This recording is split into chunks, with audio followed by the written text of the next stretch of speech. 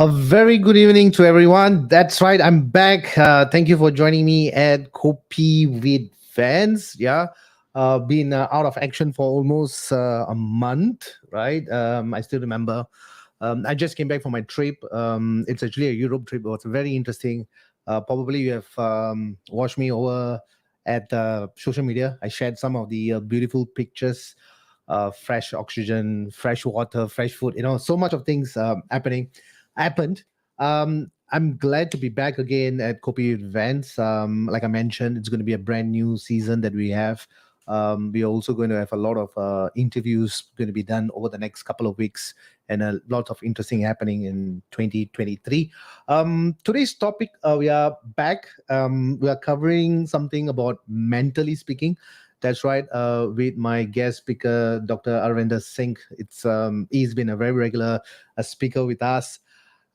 Yes, we're back, and you probably have seen me. I'm not having my coffee at the moment. Just drinking a lot of water. Right, the humid is a bit crazy here as well. Without any delay, I'm gonna invite Dr. Arvinder Singh on board. Hello, Dr. Arvinder. Hi, good evening, everyone. Hi, Vance. Welcome back to this part of the world. Hey, While you were gone, I'm yes. still having my coffee, bro. Oh, you. You see, so today you got me. Today I do not have my coffee with me. Thank you, Dr. Arvinder Singh, for joining us again in our topic of mentally speaking. I know, I think about 6 weeks back, we had another topic also. We talk about something to do with mental resilience. We've been talking a lot of mental related topics over the past 2.5 years. Where are we at right now before we even jumping into the topic of mentally speaking at the moment? We are actually at a point, Vance, thank you. We are actually at a point where I think the world is opening up again. As you mentioned, that you have gone to Europe, especially many Europeans are coming here. I was in Singapore again, I think when you were away. I think Yep, it's already yep. about 2 or 3 times this year that I'm there for work purposes. And likewise, I have a lot of my Singapore colleagues who are coming here as we open up again. I think what is happening is as the world is opening up again, we are all used to certain norms. Most of us are still, some of us are still having masks. Yep. Some of us are still practicing a lot of good things, which I won't say there's anything wrong. But I think where social aspects are concerned, there's a change in the paradigm now. Everybody is used to not shaking hands. And when the first thing you came on and you say, "Welcome, Dr. Arinder," automatically the hand went up and touched the chest because that is a new norm. And I think as we move along, we are going to find that people are going to have a readjustment issue again due to various reasons. And I think that going back to life to the way it was due to working style, due to work placements, all of this is going to actually take a toll, mental toll on all of us. That is why I thought that the topic of mentally Mental. speaking, yep, that is something which is we all should look at. Thank you, Doctor. I mean, I know this topic is nothing new to us. We've been talking with this with microbiologists. We are talking about psychiatrists. We even talked a lot of psychologists as well. As we moved on right now, like you nailed it, right? You hit the nail. When I was in a part of Europe, in Italy, everything is opened up. People are just moving around, and nobody's wearing masks. But there's few people who are still taking the precautions. Like, what if they're practicing it? And we even talked about allergies. Since we started using the mask, most of the people didn't fall sick. I mean, apart from getting COVID and kind of stuff. So there's a lot of benefits to it, right? Like basic flu and coughs and all that. So yes, doc. So now as the economy has opened up, and people are still, do you think that people are still more comfortable doing live videos and Zoom meetings and yeah, you see now we now we speak as if like we know for years. Yes, we know for years, but virtually, and we only met about a couple of times. So do you Mhm. think that people are still not ready to meet up people in physically? I would like to think that I think we have opened up new horizons. Let's put it that way. I think during the pandemic, people always used to question when classes were taken online. Hey, what are you doing? Hey, you're doing an online thing. Oh my God, why are you doing online? Why can't you actually go and attend classes by itself? But as the pandemic came along, everybody said, hey, you know what? Actually, this is another mode where more people are participating. We had NGO meetings where we found that the participation was better than physical meetings. Hey, how come suddenly like that? Because we keep forgetting the fact that some people are having mobility problems. Some people are having time problems. They can spare the time. Let's say 9:30 to 10:30, they can spare. But immediately at 11 o'clock, they need to be somewhere. Or at 9 o'clock, they need to be somewhere. So Yeah. physically, for them to actually go and appear at a particular place may be a bit difficult.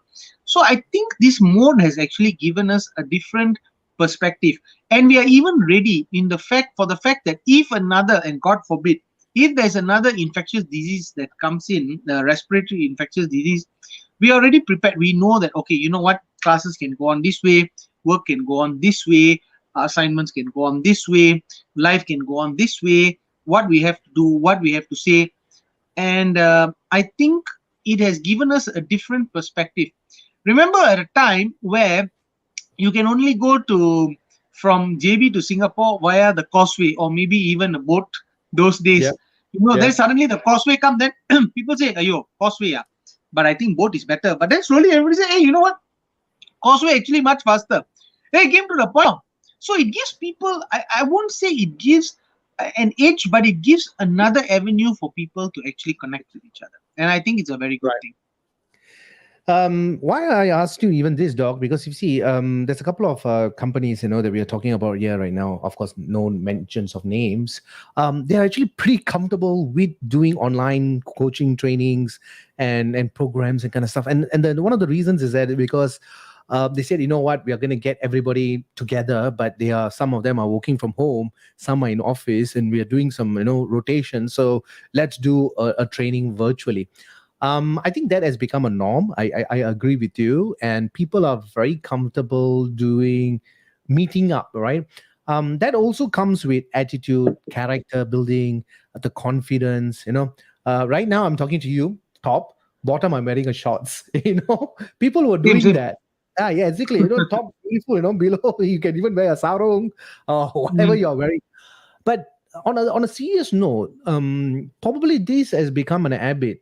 All right, and I mean over years of 2.5 years of that has become an habit. Do you think that people also having some inferior complex when meeting someone, and they lost everything, because they can't speak to someone when looking at the eyes, or even having a Mm. coffee session or whatever session, probably because of this virtual thing has conquered. I think let's face it lah. During the pandemic, our screen time has become. I think I would say would have quadrupled easily for any one of us. Would have quadrupled because of the exposure which we have, which we never used to do, especially during meetings. That's number one.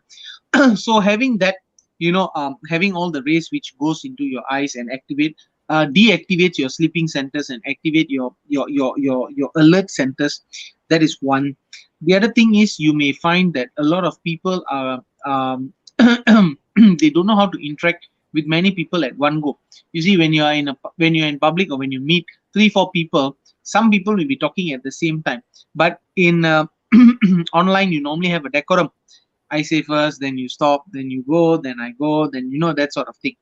But I think for the adult generation is not too bad. I just feel quite concerned for the kids, those kids who are just developing, and their social skills with human interaction may be very very limited, and Mhm. it may be only up to with their parents and maybe close family members, and maybe just up to school. And then you have the teenagers who are learning how to carry themselves. It's a different thing. Kids are actually talking about interaction. They want to see people's reaction. Sometimes kids accidentally say something which is wrong. But I would say adolescents who are actually training themselves to be better people on how to have proper decorum, how to have carry themselves properly, they may be having an issue, and that has led to a lot of mental health. Vance, just to share with you, Yep. I read a very interesting report today talking about that those people who are stuck in jams, are actually more prone to depression. Okay, And, something and new. you know what? I was thinking, oh my God, why is this happening? And then I realized when people are actually going back to work now, not using public transport, want to use their own cars, it's also happening. And I'm quite sure it's also happening with the kids, because when we talk about being stuck in a jam, we always think as the driver, I'm the one undergoing through it. No, the kids are there. The spouse is there. Elderly people are in the car. And I think that this is where it has skewed off. And coming back to the fact that who is actually suffering with the interaction skills and all that, I think all of this is leading for us to actually take a step back. Because if we go back to working from home, let's look at the depression thing. If we go back to working from home, again, we're going to come back to square one. So how are we going to work around it? That is the new challenge, actually. And Doc, also, as I mean, both countries, you and Malaysia, and I'm in Singapore, and a lot of countries has already opened up, so people are not been traveling. So there's a lot of a lot of movements happening right now, and of course, with a lot of vaccination has been done. We also have some booster shots and all that in our immune system. As already to a certain point, is doing its part. And you also mentioned, wearing masks is also very important right now. All right, even though it's optional right now, especially we are in an enclosed area like a lift or a train or even in a flight. I mean, this is for your self protection. I mean, you still can wear, but when someone sees someone's wearing mask, they're like, why are you still wearing on it? We should be off of it. So these kind of different thoughts are coming in, a lot of different variations and varieties of comments coming in. And how do you think we should be able to handle this? Wearing mask, right? You still can Yep. wear mask. I mean, nobody's going to ask you to take it off forcefully, but will there be any complications? Like if you're wearing mask, I'll be like, why are you wearing mask? Do you have Oh, I, COVID? I, I get that a lot when when I go and Yeah. people ask me, Arvinder, why the hell you still wearing mask? I say, look, I've not got COVID yet. Thank God, touch wood. True. Number two is I don't intend to get it because I've got a medical condition for both my lower lungs where I had very bad pneumonia when I was young. So for me to get actually COVID, it's going to be a very severe thing.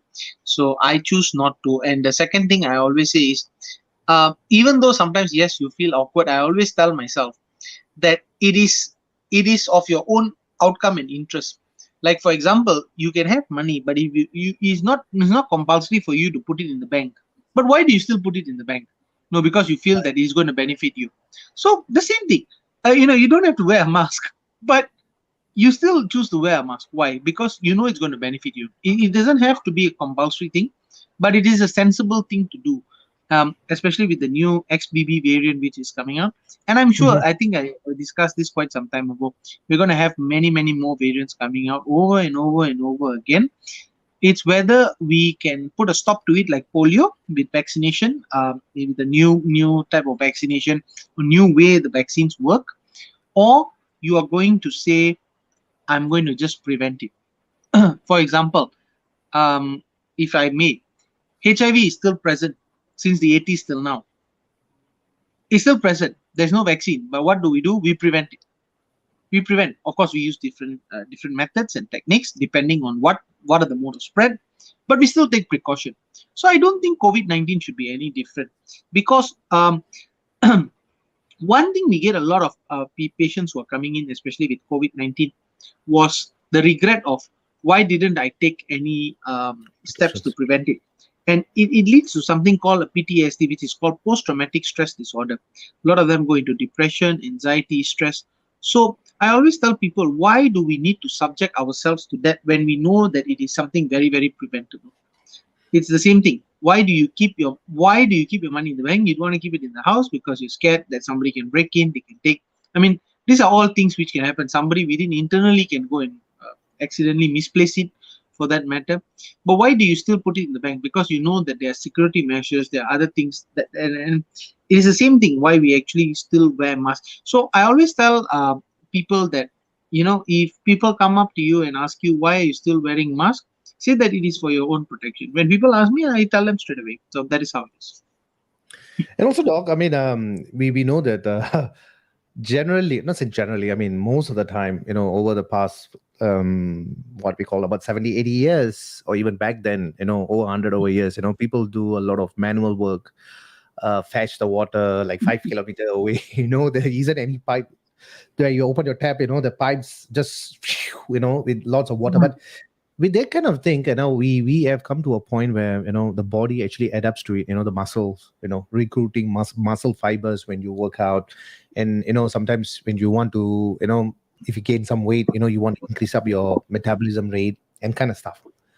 But for something to do with the mind, or we are talking about the brain, the upper body, there isn't something like a mind gym, and some people may go into depression.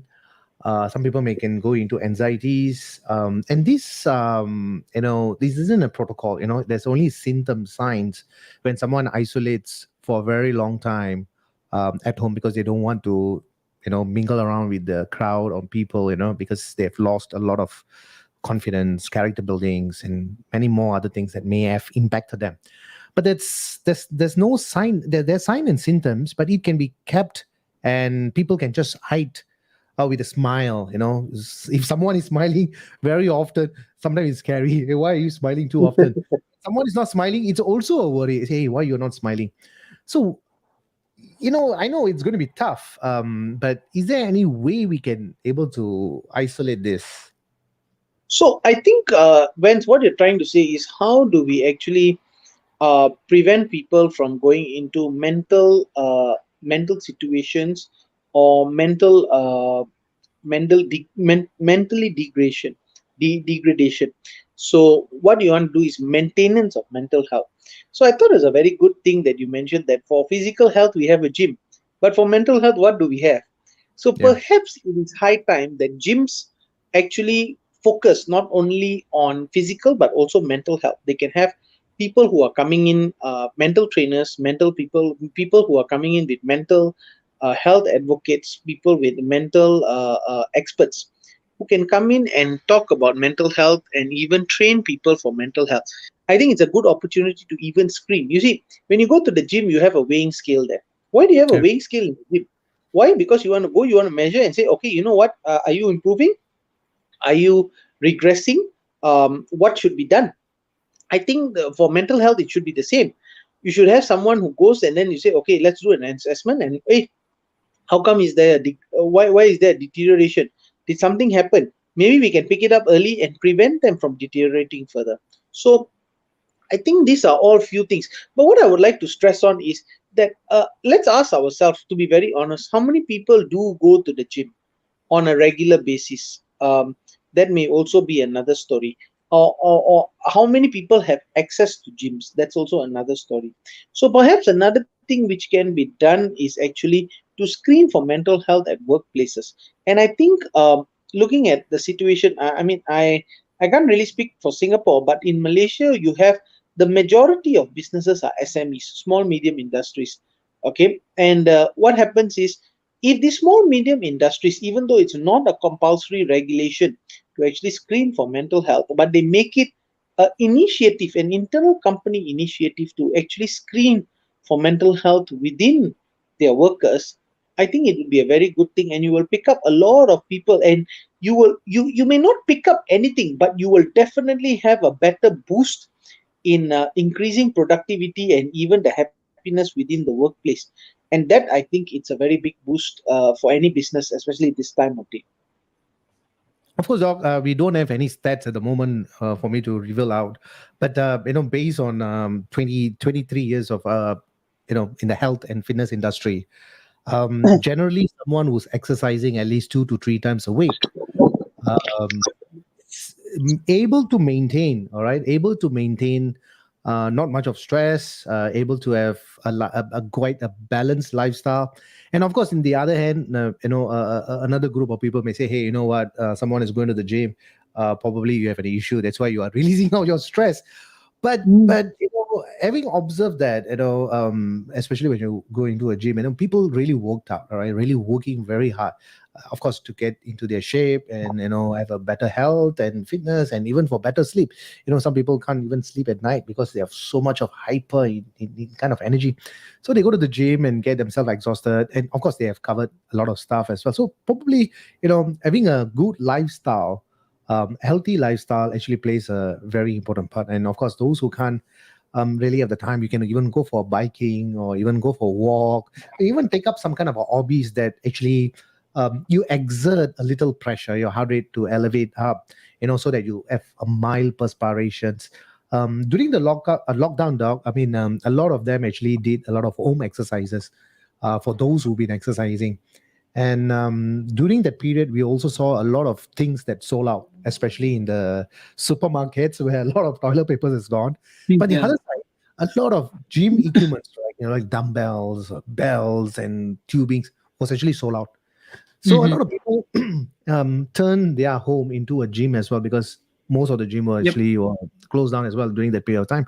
So it shows that exercises actually play a very important part in their life. But the Yep. other part, the mental resilience is another factor that is actually affected most of the people, because we have not been into this game, in this field of playing, that the game wasn't played before. So we don't have any some sort of rehearsal that we have done, and we came up from it, because this is the most of the time a lot of people are going through a major, um, I will say, depression or anxiety, because they're not sure what's going to happen tomorrow. Especially when when the beginning of the time, they are trying to find out how this virus works, how they manifest, so and so forth. Um, I mean, like what you say, touch wood. Of course, we're not expecting that, but looks like, are we ready? I mean, if ever happens in the next 15, 20, or 30 years, do you think we are ready? I think we are ready because we know what to roughly expect, especially for respiratory virus. That's number one. Number two is, I think the biggest problem was uncertainty. But during the pandemic, but I think even that we have actually learned that we have learned how to live with the virus. And I think very early on in the pandemic, when we spoke about how we are actually going to live with the virus for many years to come, and we have to be at peace with the virus. You stay away from me, I stay away from you. That is the conversation with the virus which we had.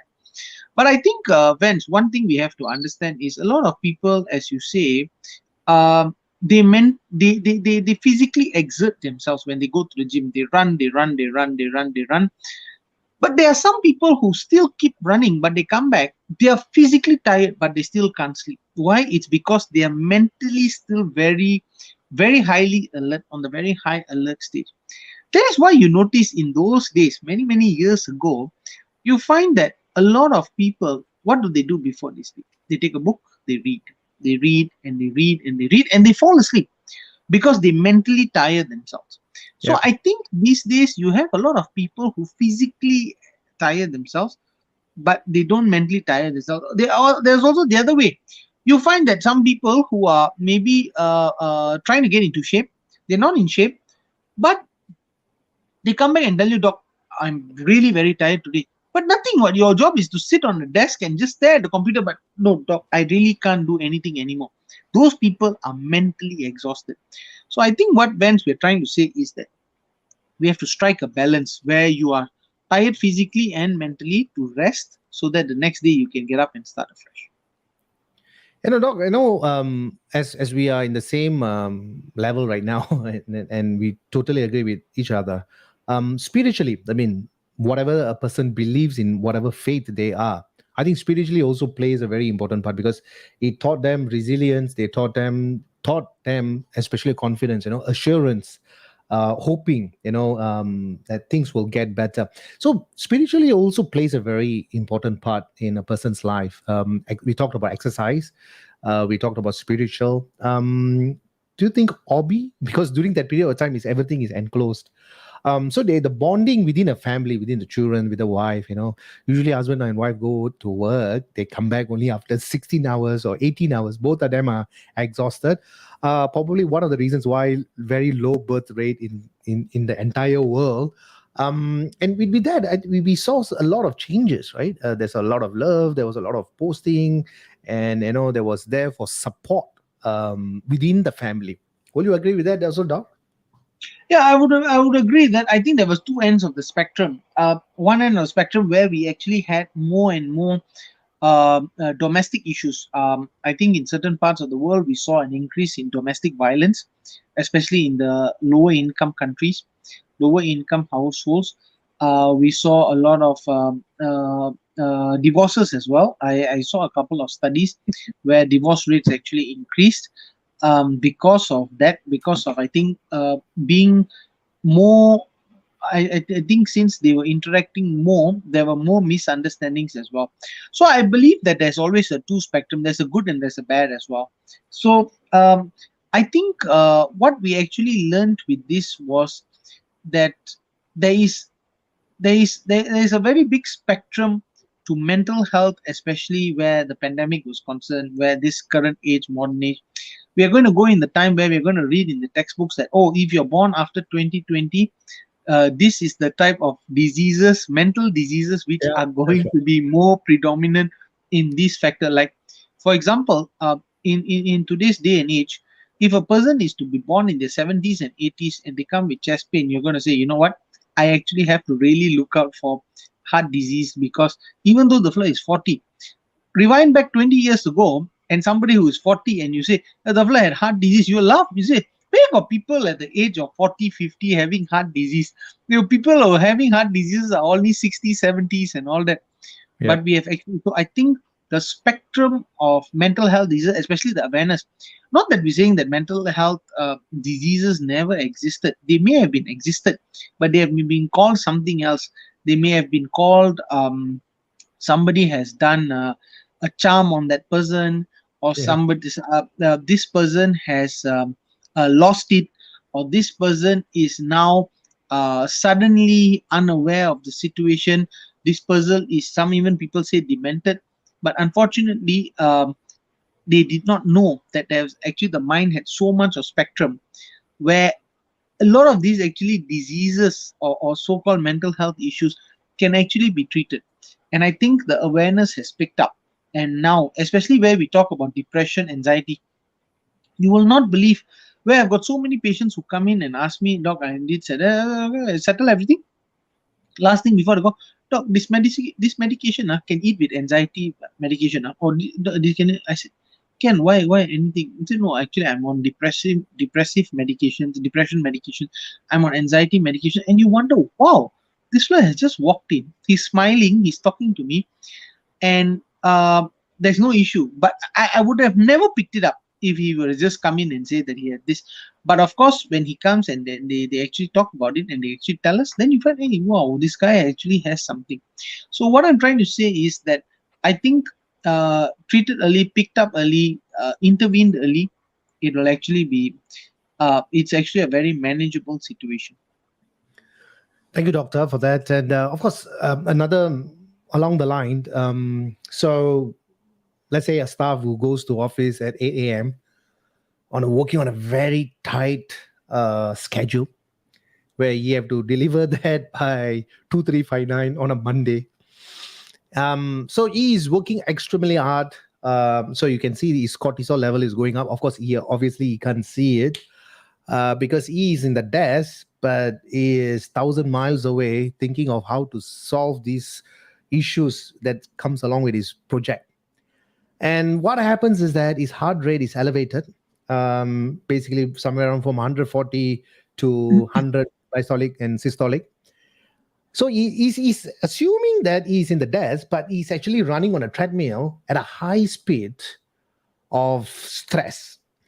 Mhm. Um, and people, that's why they say, usually you have to take like a vision break, every 50 minutes, walk out, go for the toilet, come back, you feel better. If they don't release this cortisol out from the body, of course, you can't exercise at your working hours unless it's lunchtime.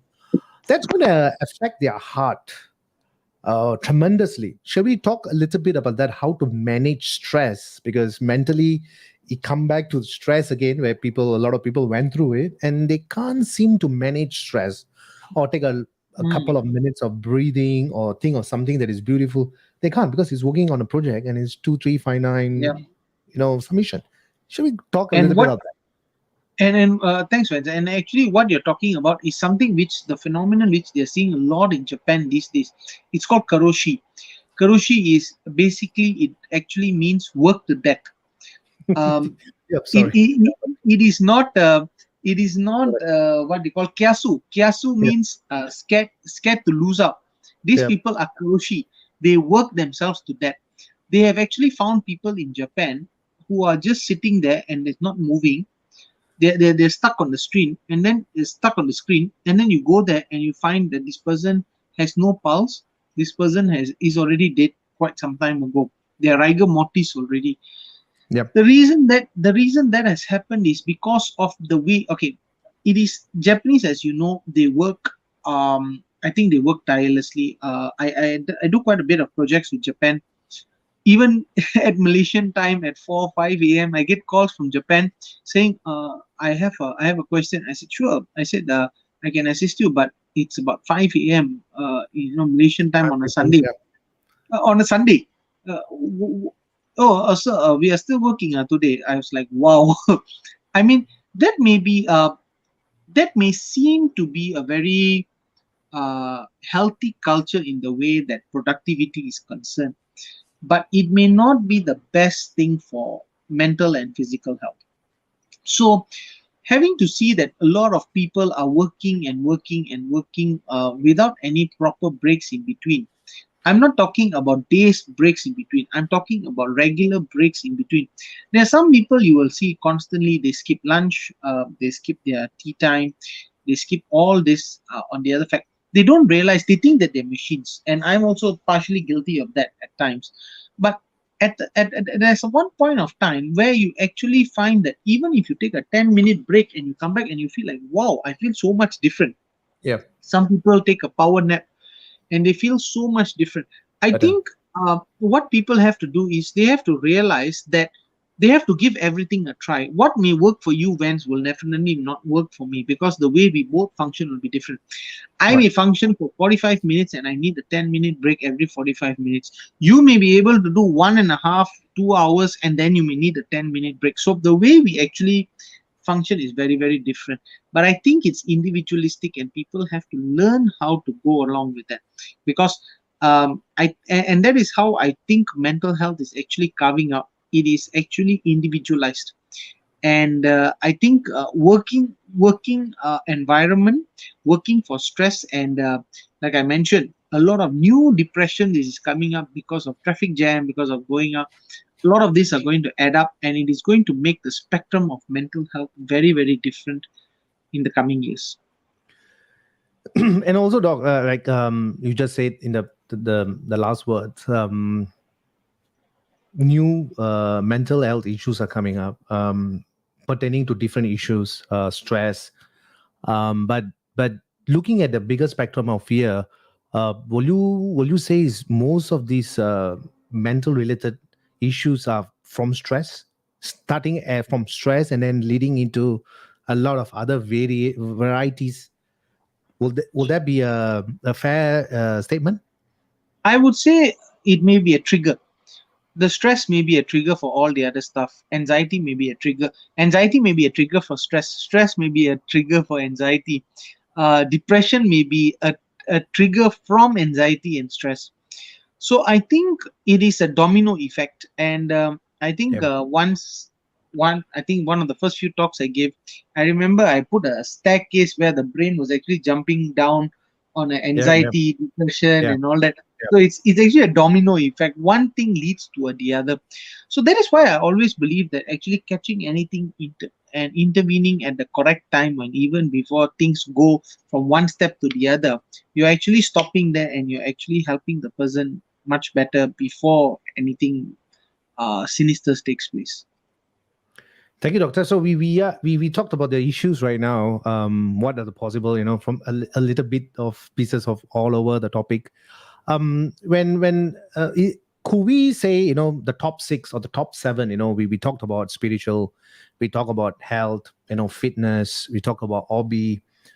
Food also is a comfort, but not too much of it. Then you put on your extra calories, and then that will be another pandemic that we will be facing, right? Especially People are after getting Deepavali. yeah, yeah. Luckily, I don't show you my murukus, but Yeah. we should have that. So food is also a comfort, but when too much of comfort, then it becomes an habit, and then every time when someone is stressed, they go for food. So that shouldn't be the way. But that could be also one of the preventives of going into a stress. And another thing, doc, is a lot of us are actually working after the money. I mean, we are working for money, and then the end of the day, we are running after the money. The money is running away from us. Sometimes we just have to learn. I know it's tough because at the end of the day we still have to bring back bread, butter, jam, rice. Sometimes we just have to relax a bit. We just have to cool down a little bit and say, hey, you know what, it's my me time, right? I just want to be alone. I just want to go for my teh tarik, or I want to go for my walk. I think that should be involved in their lifestyle. Of course, maybe once a week or twice a week. Sometimes going for a movie alone is so joyful because you don't need to talk to anyone. Because if I mean, for your profession, I mean, probably you're speaking with everybody, even my profession as well, and most of people who are in the customer service or even the MNC sectors. So sometimes it's just to be good if you're just alone, not all the time, just once in a while. So that could be also one of the preventives. Is there other things that you want to recommend, doc? I think what you mentioned about spirituality, I think it's quite good. So a lot of people, why do they actually engulf in yoga? Why do they engulf in Tai Chi? It's because not only because of spirituality, it's because it's actually a sort of a mental exercise. You're actually exhausting yourself mentally. In the sense that I'm not, let me choose that word correctly. It's not exhausting yourself mentally. It's actually exercising your mind well. So how you get physically tired, you're actually utilizing your mental strength to actually make sure that you get better sleep as well. So I think doing that, eating food actually is a way of comfort. But a lot of people say, when I eat chocolates, I feel really happy. Is because the endorphins in the body actually secrete. Yeah. If you ask vegans or vegetarians, when they actually eat a certain type of vegetable, they actually feel very happy. And it may not be because of the vegetable itself, it is the body that is responding. So I think every human actually craves for that particular time where they want to make themselves happy. Let me give you a different example. You will find some people, when they are so stressed, they just want to go and buy something for themselves. So Yeah. when they Yeah. buy something and they come back, but Vince, how is that possible? I bought something, it's not consumed, it's not going inside me. Yeah. But why am I happy? It's because of that particular factor which you have done, which has made yourself happy. So basically, it is finding the right balance. Of course, you don't want an expensive habit where you must go and buy a car and come back, then only you feel happy. That's going to be a very Yeah. expensive thing. Neither do you want to go and have a big bar of chocolates and then make yourself feel happy, because that may not be the best or healthiest thing to do. So you may actually want to find striking a balance. Like for example, for me, I find reading to be a very uh, a comforting thing for me, or gaining or finding new knowledge. I think when you may be tired of looking at me on certain social media where I've been posting all the courses which I'm doing one by one Yeah. by one, but I find comfort in that. For me, improving my knowledge and skills is actually a comfort for me, and that's my relaxed time. I believe that I relax better that way. But I don't think it is the same. I think maybe when for you, it may be going for a run or going for a cup of coffee, or maybe just sit and meditating or doing nothing, or maybe even watching a movie. Even the types of movie makes it, there are some people who only strictly watch horror movies. They said that the only way they can relieve stress is if they watch horror movies. The bigger the hantu that comes out, it's better. But I was like, won't that make you stress? For me, that will make me stress. He said, no, that actually helps me release stress. Why? Is because that is perhaps the way they actually express themselves.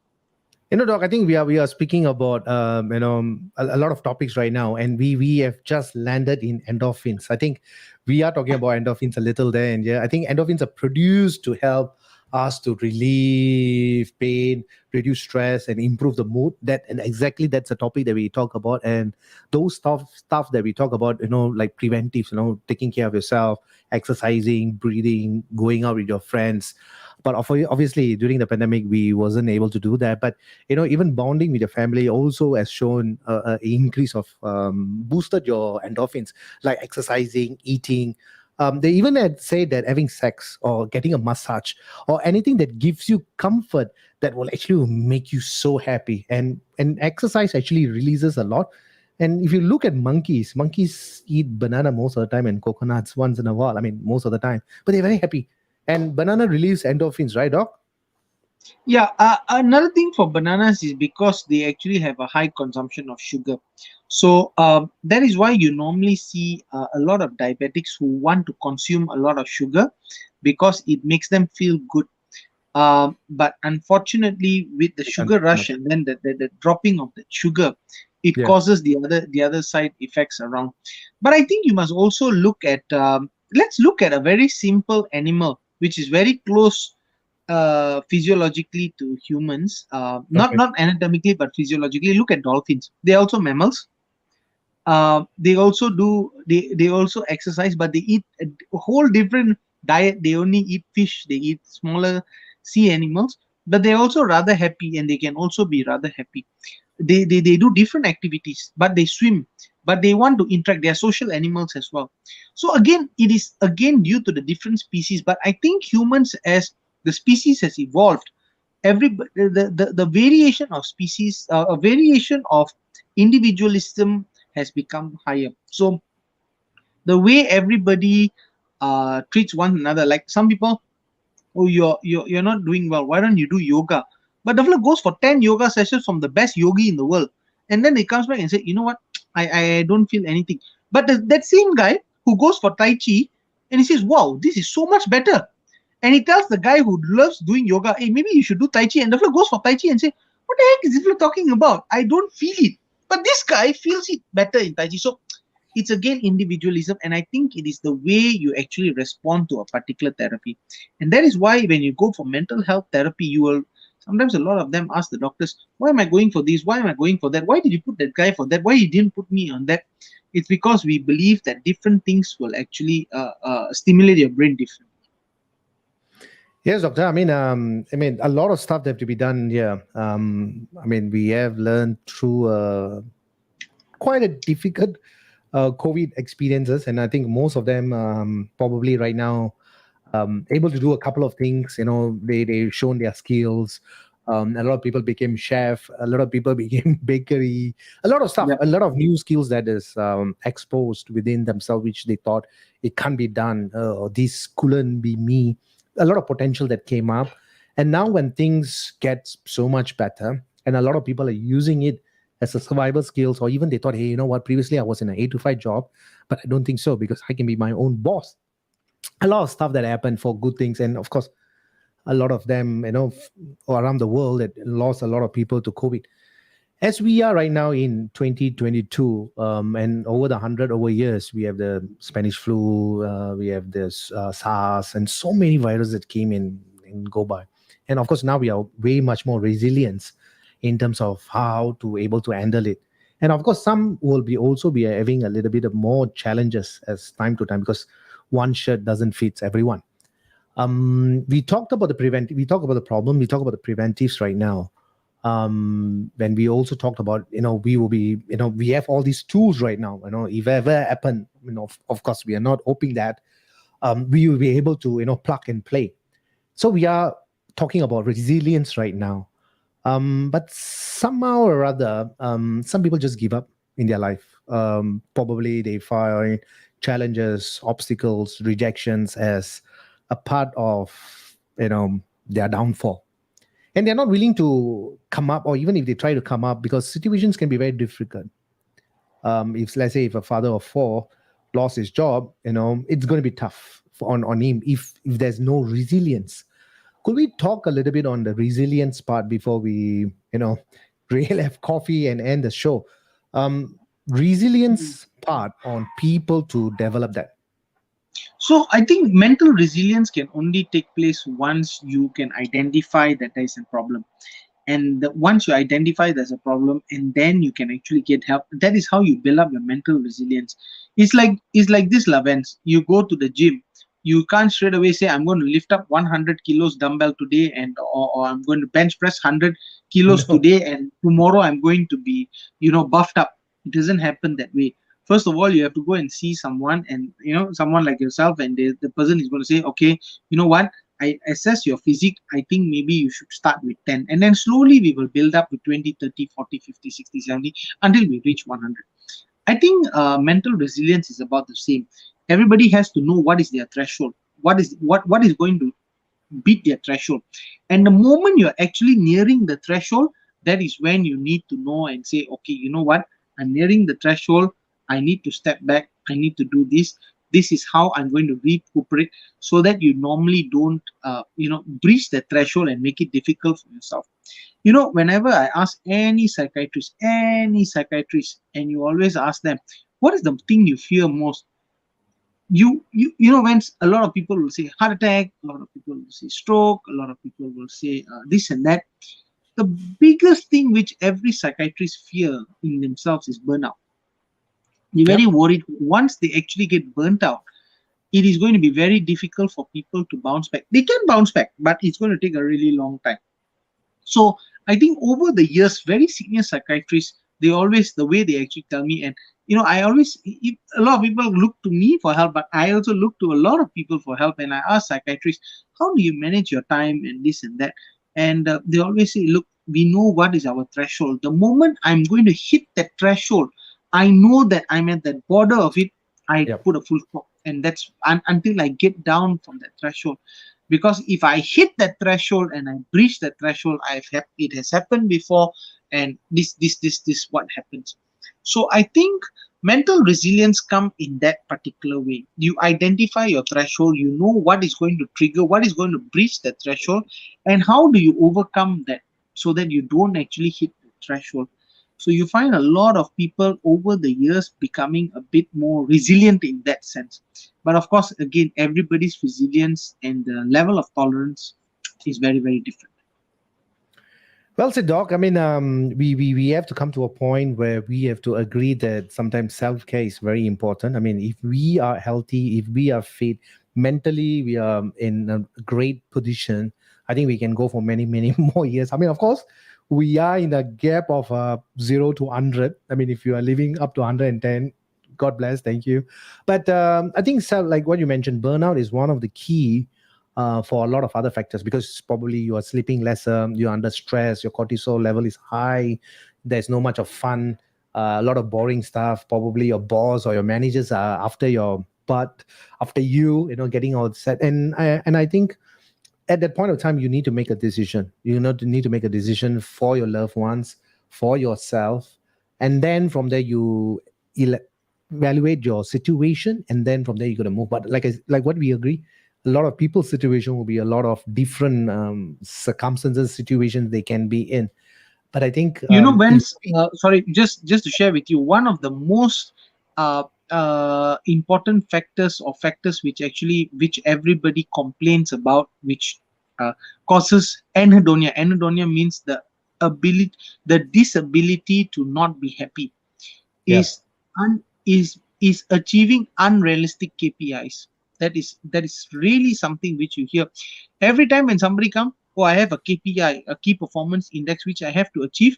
And when they give you that key performance index, you'll be like, how is that physically possible? It's not possible. Again, going back to that issue that you go to the gym 3 times and you say that after these 3 times I must carry 100, I must be able to bench press 150 kilos. When you are straight, you see, you're rolling your eyes straight away. It's like, how is that physically possible? So I think it is setting realistic. I think even employers and even organizations should understand that KPIs are set to so that people perform. They shouldn't be punitive if they can't actually perform, especially to different type of KPIs. So that is one of the things I wanted to. I agree with that. I know KPIs is one of the factors that people work very long hours. They're supposed to be knock off at 5, but I'd rather work at another 5 more hours. But that comes with a price, right? I mean, their position is such, or their involvement in that role for that particular MNCs or companies that they are working for. So they really want to do those stuff. But is it really worth it? Having so much of wealth, but then your health is lesser. So I think we need to take care. Like, dog, these are simple things that probably you and I will be saying it to most of the people: drinking enough 1.5 to 2 liters of water, getting some sunlight, at least about 30 to 40 minutes of brisk walk. If you can't go to the gym, it's perfectly fine. But if you, of course, if you can make time to the gym, that would be phenomenal. Go and work it out 2 to 3 times a week, taking care of yourself. Take minor breaks, take major breaks. What else, Doc? What else? What else we have here? Well, I think some of the things is to find what makes you happy. I think that's very, very important. Some people love going for NGO meetings, meeting other people. Some people love getting new knowledge. Some people love reading books. Some people just want to go for a walk. They don't want to run. They don't want to burn it out, but they just want to be one with nature. They just want to go and smell fresh air. I know a lot of patients who their family goes to the park. They actually ask them to take a paper bag, grab some air and tie it up, and they come back and they just want to smell because they feel they can smell the grass, they can Nice. smell and that itself makes them happy. And so, like I said, if that makes you happy and it is not deterrent to your health, why not? So I think it is actually making. I think the biggest challenge is to identify what makes you happy. There may be five things that makes you happy, but what makes you happiest, and that's where you know your threshold level. I'm in need of this. I'm in need of that. Doc, I mean, of course, it is not a fair statement to say this, but based on my experiences, comfort zone is always your, sorry, comfort zone is always your uncomfort zone, or rather, your comfort zone is always your thing that pull you down. Because when you are very relaxed, when you are not improving, like during this pandemic, a lot of people took up their degrees, took up their diplomas. They was preparing for it, while other people are just, managing because that's circumstances are such. So usually the comfort zone is actually a very dangerous zone. Sometimes, but of Yeah. course we are human beings. We need to have all those principles that we talked about. Taking care of ourselves, but constantly improving is also a key performance for our success, for our loved one, and even for our own self. I think that one part. And if we are tired, take a break. It's okay to take a break. If you think that the company that you are working for is putting so much of pressure, and you think that your peace, your love, your liking every Monday is like going into something like you don't want to go, then probably you need to evaluate your situation and make that change, right? But of Mm, course, circumstances are different, people's situations are different. So I mean, it all depends on you how you want to make the decision, because we are the ultimately we are making the decision for ourselves and our loved ones. agreed. Thank you, doctor. I mean, having said that, it's again 1 hour already. Uh, Yeah. it's time for our chai. I think the last chai we had was beginning of this year when you came down to Singapore and June, we went down to June, East Coast Park. June, bro. June, yeah, wow. You see, so fast, so many months have Yeah, yeah. left. Probably I will have to come down and have a No, chai you with you, must. a strong chai. Thank you, So doctor. thank you. Any last advice you want to say for the day for this topic before Yeah. we call it off? I would say I would urge everyone to at least get a mental health assessment done every once a year by yourself. If it's not done by a workplace or any other professional, just there are simple tests, the DAS 21 scale online. There are so many things which you can help screen for your mental health. Please do get that assessment done. And I think another thing which we have to do, especially for my fellow Malaysians, that as we near towards the 19th of November, where the elections are coming, we will be bogged with more and more information. Again, you have to know where to limit yourself. When you're bogged with a lot of information, that is where your stress, anxiety comes in, with so many other different factors. But the most important thing is, I would recommend everyone go out and vote. That is the most important thing. Practice your constitutional rights, but remember to be safe. Wear a mask so you have nothing to worry about. So when you go there, practice your physical distancing, practice your hand hygiene, wear your mask, practice your constitutional rights, feel good about it, and that is how we move on as a nation. Thank you so much, Dr. Arvinder Singh. It was a pleasure speaking with you for the past 1 hour. And like I said, any conversation you enjoy, it just seems like 1 minute, but it's Yep. actually 1 hour. So I really enjoyed this session with you, and great topic on mentally speaking.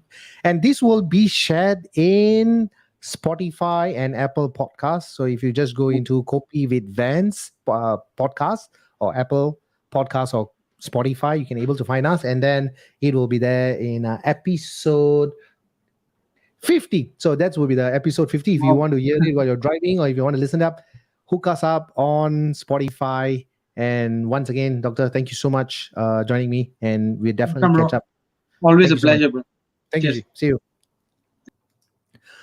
All right, so that was Dr. Arvinder Singh. I really enjoy speaking with him. I think over the past 2.5 years, I think we have spoken many, many, many hours virtually on site, and we met, and also over the phone. So great doctor, gives us a lot of advices on not only on mental but a lot of other topics as well. It's been a great pleasure having Arvinder Singh. And yes, we have come to the end of our topic today. Mentally speaking, we are responsible for our actions. And if you think that you are in a burnout, and burnouts can come in various situations, right? You're not happy, you're angry, you're frustrated. We call it the grumpy bear. You don't smile, and even in traffic, if someone just put the signal coming, you're like on, you just get angry, and you find that your life every second is like 100 hours. You're not enjoying it. You need to turn inwards. I think that is what exactly we talked about today. A lot of us are stressed out even after the pandemic. Things are getting better, so it's a lot of movements right now. People are start traveling, people are meeting up more. So I think it's a good way of exploration. It's a good way to come back again what we were before. But I think the most key thing here right now is turning inwards. If you find yourself not smiling often, even if you nowadays you smile often, people think that you got some situation. But I think being happy is the most important thing that you need to do. All right, what makes you happy? It's really about you. um, Drinking enough water, simple advice tip, 2 liters, because if you're drinking a lot, you are hydrating yourself, your hair, your skin. And then you'll be peeing more, so you have not much of time gossiping or talking about unproductive things and things that only energize you. All right, and that's very important. And even in a topic, or even when you meet someone who's super negative, they talk all about problems. It's okay to give a listening ear, but it's not okay to absorb their energy, because then you will be down. So it's very important that when you want to be in that position of giving advice, I think that you really need to know. Why I'm saying that is because it can affect you, right? It's vibrations, energy, and doing at least about 40 minutes 3 times a week of walking. I think, honestly speaking, on walking is one of the best exercises, right? But it's not a slow walk, in the beach where you take one step every 10 seconds. No, you need to do a little bit of brisk walk. You need to elevate the heart rate. You need to perspire. That will be the great exercise plan that I always suggest to everyone. Walk. Walking is a compulsory for the body. And Health Promotion Board, HPV, in Singapore has suggested that 10,000 steps is a good start. Eventually you want to improve to 15, 17, 20, and then you will start to walk faster. Then if you enjoy running and your medical is good, then you can start running as well. So I can keep on going on this. Let's keep this for another day on a topic on health. And it's good to be back. In fact, I didn't went anywhere. Yeah, right. It was just a 4 weeks break. We can say it's recovery from a burnout. It can recovery from tiredness. Sometimes you just need to take a break, right? Working for an MNC company for 17 over years, I think I've not enjoyed.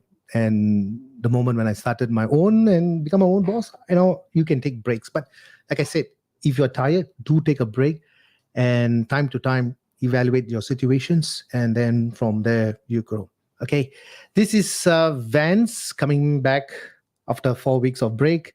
I will catch you again on my next episode on an interesting topic.